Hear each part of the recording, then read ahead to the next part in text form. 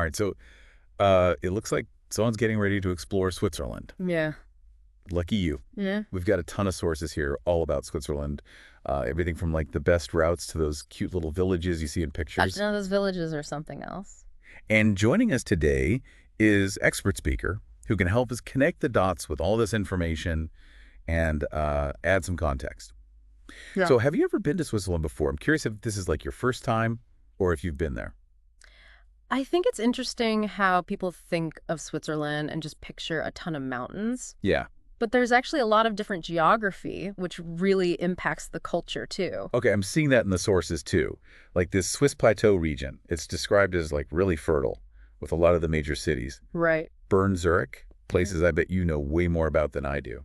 It's true. The Swiss plateau was historically important for connecting different parts of Europe, Okay, while the Alps were like these huge barriers. So you actually end up with different cultural pockets, almost like mini countries within Switzerland. that makes a lot of sense, especially when you think about the four official languages, Mm. German, French, Italian, Hmm. and Romansh, which I'll admit I had to look up. Yeah, not a lot of people know about that one. Having four languages in one country, it's got to be like a recipe for some interesting situations, right? It definitely makes things more complex, Yeah. but it also makes the culture richer. It's not just about being able to like order a coffee in different languages. Right. It's about the different perspectives that come with each language. So someone who grows up in the Italian-speaking part of Switzerland might have like a totally different way of thinking than someone from the German-speaking part. Exactly. Yeah. And you can see that diversity of thought in everything from politics to art to cuisine. Uh, Before we get too far ahead, let's back up a bit. Hmm. From what I'm reading, Switzerland has a pretty long history, starting way back in Roman times. Hmm. Then they formed the Swiss Confederation back in the 13th century to like become independent. And since then, they've been all about neutrality, not getting involved in other countries' problems. That's a pretty good overview. But it's important to dig a little deeper. That neutrality has really affected how Switzerland interacts with the rest of the world. They've basically become a safe space for international organizations hosting peace talks and all kinds of global institutions. So it's not just about staying out of wars. It's about actually like promoting peace and diplomacy. Exactly. And it's interesting to think about how that neutrality has kind of defined Switzerland's identity. Yeah. They're seen as reliable, impartial, trustworthy. And I'm also really interested by this whole direct democracy thing I keep seeing. The sources say that Swiss citizens are like directly involved in their government. They Mhm. vote on laws and stuff through referendums. It's like a whole other level of involvement compared to what I'm used to. Yeah, it's a really fascinating system, and it definitely makes people feel ownership over the political process. Hmm. But it also means that those political debates can be really intense sometimes. So it's not always easy, but it keeps people involved and invested in their communities. Exactly. It also means that people are generally very informed about politics because they have to understand the issues to vote on them. Okay, enough serious stuff. Let's get to the fun part. Huh. I'm seeing a lot about this grand tour of Switzerland, and the pictures alone are making me want to book a flight right now. Oh, yeah, it's gorgeous. This 1,600-kilometer route seems like it hits all the highlights, like St. Moritz with all the fancy stuff, to the Bernina Pass with those incredible views. Speaking of the Brenina Pass, that's one of the highest paid mountain passes in the Alps. Driving that is a whole experience in itself. Especially when you get to the top and see everything. And then there's Zermatt, which is described as this perfect little car-free village right at the foot of the Matterhorn. Right. Imagine waking up to that view every day. Zermatt is truly special. It's got this old world charm to it, combined with nature's beauty. Speaking of the Matterhorn, I can't believe we've made it this far without actually talking about the Swiss Alps. Jungfrau with the highest train station in Europe. The Eiger, with that north face that seems to dare climbers to trip and get to the top. It's like a dream for anyone who loves adventure, right? It really is a playground for people who love the outdoors. Whether you're an experienced climber or just enjoy a good hike with a great view, the scale and beauty of the Alps are just breathtaking. I get that, but honestly, not everyone is like cut out for climbing mountains. I'm more of a stroll by the lake kind of person. Mm-hmm. And luckily, Switzerland has that covered too, right? I'm seeing pictures of these gorgeous, lesser-known lakes like Uschinenlauen and Lungern. They look so peaceful and quiet. Those are great options if you're trying to get away from all the crowds and enjoy nature's peacefulness. They're often overlooked because of the more famous lakes, but they're just as beautiful. And the sources say that visiting them during the off-season is the way to go if you want to really enjoy that quietness. I can totally see myself sitting by one of those lakes, reading a book and just taking in the scenery. That sounds like the perfect Swiss experience. All right, let's move on to those charming villages everyone talks about. Zermatt is obviously a classic. But I'm also seeing a lot about Grindelwald, which is like the gateway to the Bernese Oberland region. And then there's Appenzell, which seems to be all about traditional architecture and food. I'm getting serious fairy tale vibes from these descriptions. Each of those villages has something unique to offer, and they're all worth exploring. Zermatt has that luxurious alpine feel, Grindelwald's great for those who want to be in the heart of all the hiking trails. And Appenzell's like stepping back in time with its cobbled streets and colorful houses. I'm trying to imagine what it would be like to live in a place with such amazing scenery. Do you think people who grow up around the Alps take it for granted, or do they appreciate it more? That's a great question. It's probably a bit of both. It's easy to get used to stunning views when they're all around you, but I think living so close to nature also makes you really appreciate its beauty and power. That makes sense. Okay, we can't forget about the cities. Zurich, Geneva, Lucerne, Bern. They might be known as business hubs, but they have this historical charm that I love. Oh, for sure. Exploring their old towns is a must. You'll find cobbled streets, medieval architecture, and a much slower pace of life compared to the modern city centers. It's like getting the best of both worlds, right? Yeah. The energy of a big city, but with the history and charm of the past. Exactly. And each city has its own unique personality. Zurich is known for its finance world and its cosmopolitan vibe. Geneva has that international feel because of all the organizations that are headquartered there. Lucerne has this romantic fairy tale-like setting on the lake, and Bern, the capital, has this grand historical feeling to it. Okay, my head is spinning with all these amazing places to see. Mm, But before we move on, we have to talk about food. And I don't just mean fondue and raclette, although those are definitely on my list. of course. What other culinary treats should we be on the lookout for? I'm seeing some interesting regional specialties like Zurich Geschnetzeltes and Bernese Platt. A lot of people don't realize just how diverse Swiss cuisine really is. It's been influenced by neighboring countries, but also has its own unique regional specialties. So even within Switzerland, there are different types of food to experience depending on where you are. Absolutely. For example, Ticino, which is the Italian-speaking region, has a very Mediterranean influence in its food with lots of fresh pasta risotto and seafood. And Graysons, the easternmost canton, has this hearty alpine cuisine with specialties like Bündnerfleisch, which is a type of air-dried beef. My mouth is watering just thinking about all these flavors. Yeah. I'm picturing myself wandering through local markets, sampling cheeses, and maybe even finding some hidden gem restaurants. Speaking of markets, those are a must-visit if you really want to see how diverse the food is. You'll find local cheeses, cured meats, fresh produce. The smells alone are worth going. Okay, so we've covered geography, language, history, the Grand Tour mountains, lakes, villages, cities, and food. As we've been going through all this, what stands out to you so far? It's fascinating to me how Switzerland can be both traditional and modern. Right. Like it's cosmopolitan, but still connected to its rural side. It's a country that embraces its past while still looking towards the future. I completely agree. It's like the perfect mix of old world charm and new innovation. And that's reflected in everything from its architecture to its food to even its politics. It's definitely making me rethink what I thought I knew about Switzerland. Yeah, it's a place full of surprises. And that's what makes it so interesting. You can visit like a medieval castle in the morning and then be at a cutting-edge science museum in the afternoon. Okay, so we've talked about driving, but let's be real. Switzerland is known for its trains, Oh, yeah. especially those scenic routes like the Glacier Express and the Bernina Express. I'm looking at pictures of them here, and they look incredible. The train system there is really impressive. Right. It's not just about getting from place to place. It's like a whole experience. And those panoramic trains, like you mentioned, take it to a new level. But I'm also thinking about, you know, budget, because Switzerland is known for being a bit pricey. Right.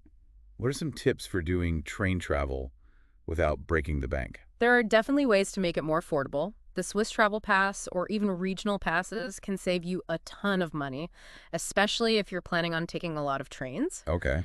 Honestly, even just a regular train ride through the countryside there is beautiful. I'm all about maximizing value and experience, so that's good to know. And sometimes, the journey is just as memorable as the destination. All right, let's get real for a second. We all know that feeling of getting to a super crowded tourist spot and wishing we were somewhere a bit more off the beaten path. So what are your thoughts on sustainable travel and avoiding those tourist traps in Switzerland? It's all about being mindful and intentional. Switzerland is already pretty good about being eco-conscious, but we can all do our part. Choosing public transport over rental cars is a great start. That makes sense. Mm. What about finding those hidden gems, the places that aren't in all the guidebooks? Doing some research on those lesser-known places can lead to some really special discoveries. For example, instead of always focusing on the famous mountain peaks, why not explore some of the smaller mountain ranges like the Jura Mountains? I've heard of the Jura Mountains, but I don't know much about them. What makes them special? They're beautiful and quieter. Okay. Think rolling hills, dense forests, and picturesque villages. It's totally different from the Alps, but just as beautiful. That sounds amazing. It's like getting two different Swiss experiences in one. Are there any specific regions or villages in the Jura Mountains that you'd recommend? The Vallée de Joux is a hidden gem. It's got beautiful lakes, and it's known for its watchmaking. You could even visit a watchmaking workshop and see how those intricate watches are made. Oh, that sounds fascinating. I love learning about craftsmanship and tradition. And for places to stay, consider locally owned guest houses or smaller hotels instead of those big chain hotels. You'll get a more authentic experience that way and support the local economy. And probably have some great conversations with the locals, too. Those are always the best part of traveling. For sure. Don't be afraid to chat with people, ask for recommendations, and really immerse yourself in the culture. So if someone's planning their Swiss adventure, how should they think about the different seasons? Is it a year-round destination? Switzerland's great any time of year with each season offering something different. Winter's obviously for skiing and snowboarding, but don't forget about the shoulder seasons. Right. Spring and autumn seem like they'd be perfect for hiking. Cooler weather and those landscapes would be gorgeous with wildflowers or the fall colors. You're right, spring brings vibrant green colors and wildflowers, while autumn paints the forests in reds and oranges. It's beautiful. And what about summer? I'm imagining swimming in those clear blue lakes surrounded by mountains. Summer's perfect for that hiking, swimming, boating, maybe even some whitewater rafting or canyoning if you're feeling adventurous. There's so much to do, it sounds like. Yeah. I need to plan multiple trips to really experience all that Switzerland has to offer. That's the beauty of it. There's always something new to discover no matter when you go. Okay, so we've talked about trains and buses and being eco-conscious, but what about local events and festivals? Oh, yeah. Those seem like a great way to experience the culture. Absolutely. If you really want to get off the beaten path and see real Swiss culture, you should look at local event calendars. There are festivals and celebrations all over Switzerland throughout the year. Ooh, that's a good tip. What kind of festivals are we talking about? Everything from traditional music festivals to food festivals that focus on regional dishes. You might find a village celebrating their patron saint, a harvest festival, or even a yodeling competition. A yodeling competition. Yeah. Okay, now I'm really interested. I need to see that. You won't be disappointed. It's a true spectacle of Swiss culture. It shows how those traditions are kept alive and celebrated. So we talked about train travel, but what about other ways to get around, especially if you're on a budget and want to see those smaller towns? Well, the Swiss have a great bus network. It's really well connected. Okay. You can get to pretty much any part of the country by bus, and it's usually cheaper than the train, especially for shorter trips. That's good to know. I'm picturing myself on a scenic bus route, winding through those mountain passes, maybe even stopping at a cute little roadside cafe for a coffee. Is there anything like uniquely Swiss about their coffee culture? While Switzerland might not be the first place you think of for coffee, they do take it seriously. Oh, okay. You'll find some really good cafes, especially in the cities, serving up expertly brewed espressos, cappuccinos, and lattes. Okay, we need to add coffee tour to Yeah. our imaginary Swiss itinerary. Definitely. And while we're in the cities, we can't forget about the historical landmarks.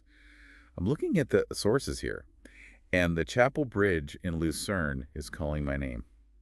That covered wooden bridge from the 14th century is like stepping back in time. The Chapel Bridge is definitely iconic, and Lucerne itself is a gem.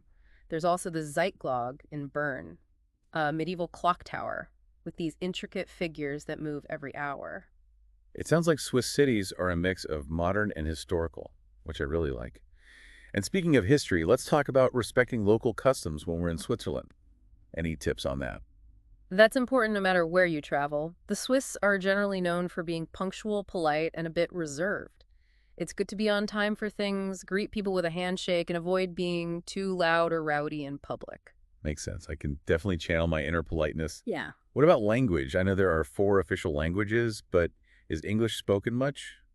You'll find that English is spoken quite a bit, especially in touristy areas and bigger cities. Okay. But it's always nice to learn a few basic phrases in the local language. It shows respect and can lead to some really nice interactions with people. Totally agree. Even just a simple hello and thank you goes a long way. And speaking of respect, it's important to be mindful of the environment too. Definitely, Switzerland is a leader in sustainability, but we can all do our part.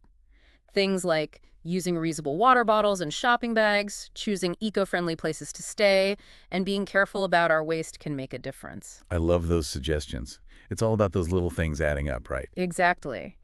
And when it comes to getting off the beaten path, sometimes the best things are the unplanned ones. Don't be afraid to go off your itinerary a bit. I'm a big believer in leaving room for spontaneity when I travel. What are some ways to encourage those unplanned moments in Switzerland? Maybe just wandering around and seeing where we end up. That's a great idea. Instead of sticking to a super detailed plan, try leaving some free time for just exploring. Okay. You might stumble upon a hidden cafe, a local artisan's workshop, or a viewpoint that you didn't even know existed. I love that idea. Sometimes getting lost leads to the best discoveries. Yeah. What are some other ways to embrace that feeling of adventure? Don't be afraid to talk to locals. Ask them for recommendations. They're often the best source for finding those hidden gems, whether it's a cozy restaurant, a scenic hike, or a local festival that's not in any guidebooks. Those local tips are gold.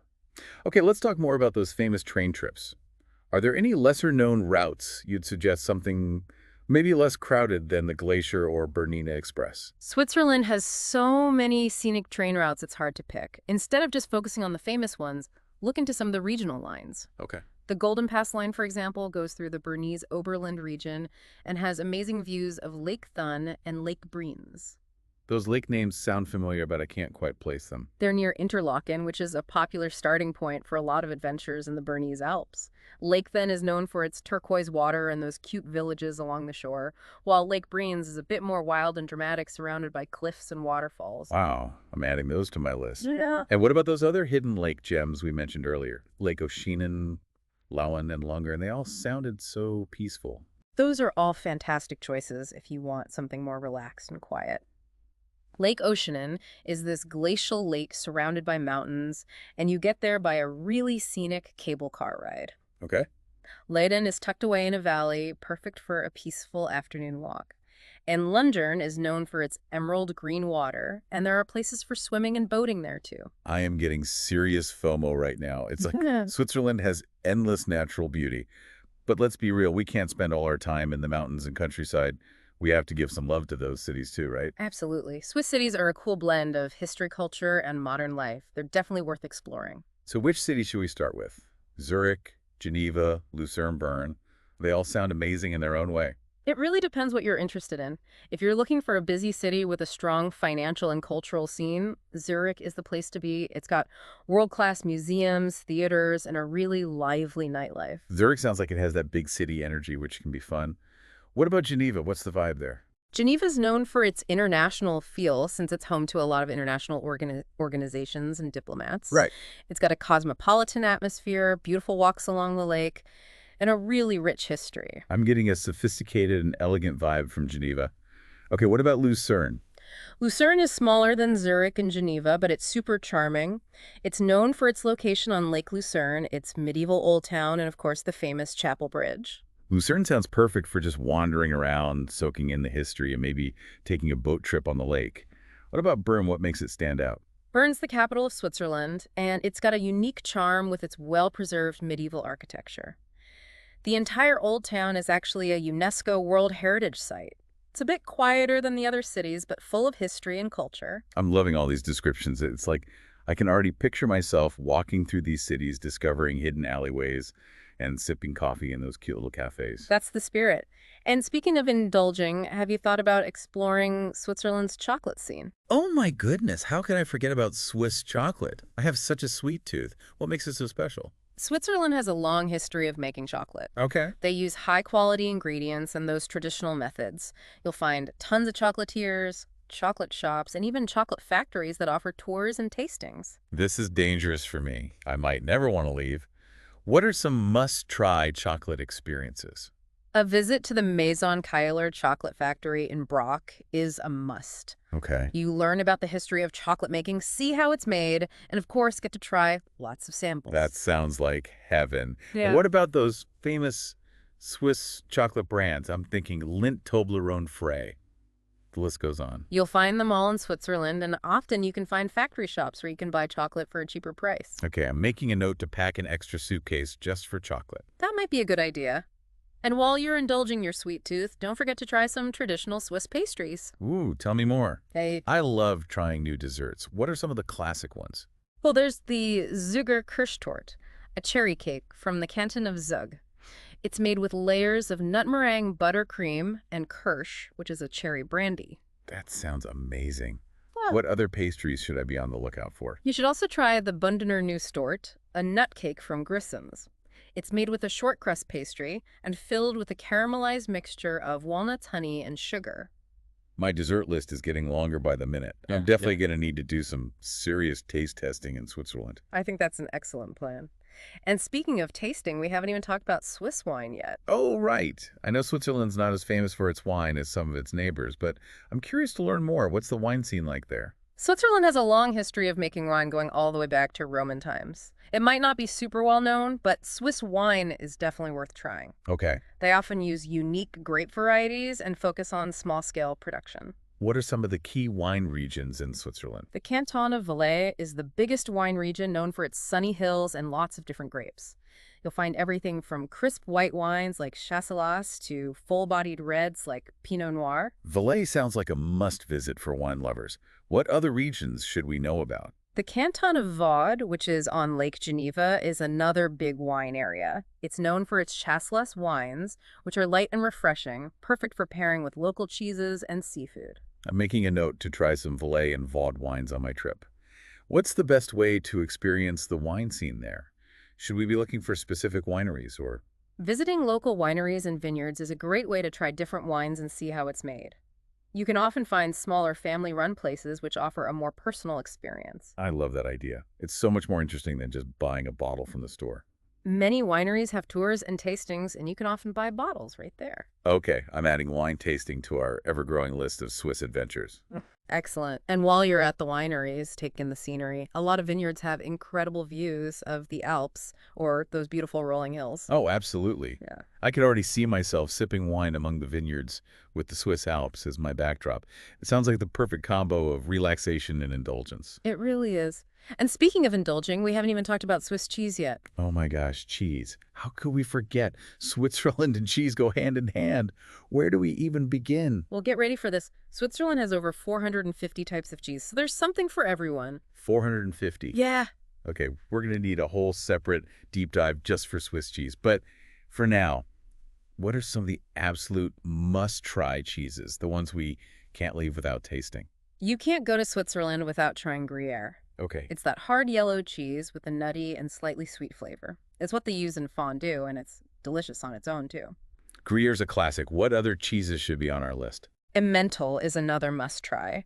It's that hard yellow cheese with the big holes with a lot of people call Swiss cheese. It's got a mild and nutty flavor. I love Emmental. It's so versatile.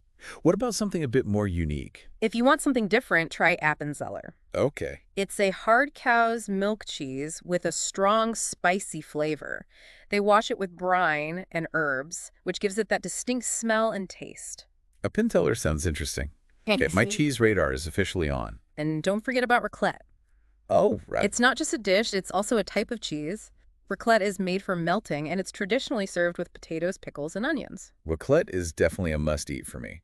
I'm starting to think that a week in Switzerland won't be enough.